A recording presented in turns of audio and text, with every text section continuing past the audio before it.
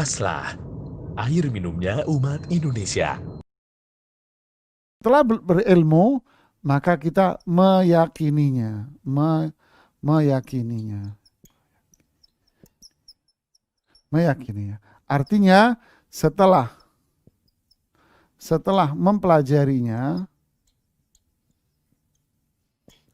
mempelajarinya harus diyakini.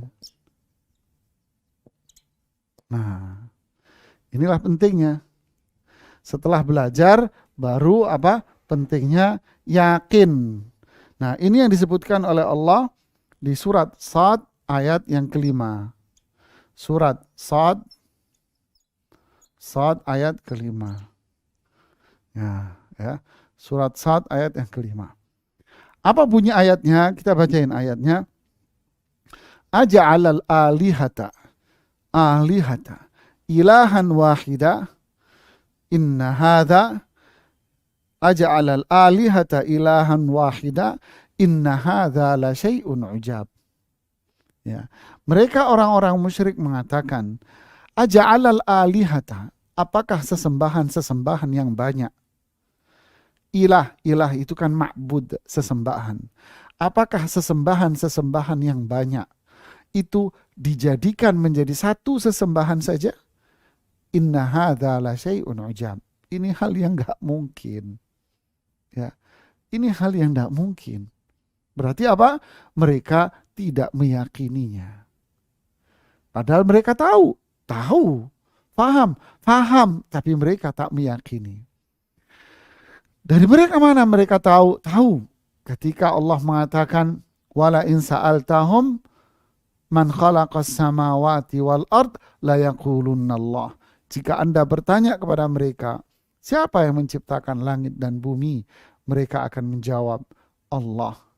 Jika Anda bertanya kepada mereka, siapa yang menurunkan hujan dari langit? Siapa yang memberikan rezeki kepada mereka? Mereka akan menjawab, Allah.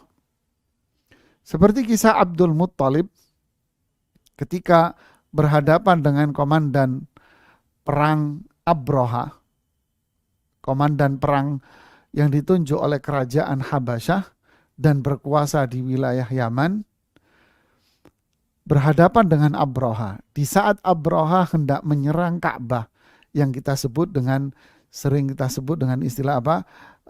Pasukan gajah. Ya, di dalam Al-Quran disebutkan Ashabul Fil, pasukan gajah. Ketika hendak sampai ke kota Makkah, ke Ka'bah, ya sudah sampai di Makkah, ketika hendak sampai ke Ka'bah, dia beristirahat dulu. Lalu dia mencuri dan merampas ternak-ternak penduduk Makkah. Si Abroha ini. Di antara ternak yang dirampas itu, yang dirampok oleh mereka, ternak onta-onta milik Abdul Muttalib. Kira-kira berjumlah 200 ekor. Abdul Muttalib pun datang menemui Abroha untuk meminta ternak-ternak yang telah diambil oleh Panglima Abroha ini. Panglima Abroha bingung. Kok aneh? Kamu itu egois. Saya ini hendak menyerang Ka'bah. Kenapa engkau hanya memikirkan ternakmu saja? Seharusnya kamu mempertahankan Ka'bah biar tidak saya serang, biar tidak saya hancurkan. Apa jawaban Abdul Muttalib? Adapun onta-onta itu ada pemiliknya, yaitu saya yang memiliki. Untuk itu saya punya kewajiban untuk menjaga dan mengambil kembali hak saya. Adapun Ka'bah itu ada yang punya, yaitu siapa? Zat yang menciptakan Ka'bah, yang ngasih rezeki kepada kita. Ini argumen Abdul Muttalib. Akhirnya ontaknya dikembalikan, Abdul Muttalib pulang, lalu dia berteriak di tengah kota Makkah, pergilah kalian ke lereng-lereng gunung, selamatkan diri kalian ke lereng-lereng gunung, adapun Ka'bah sudah ada yang menjaga, yaitu Allah Subhanahu wa Ta'ala. Tahu jemaah, paham sebetulnya, tapi ketika diajak untuk beribadah hanya kepada Allah semata, mereka menolak dan tidak mau, karena tidak ada keyakinan ini sama sekali. Tidak meyakininya. Ya.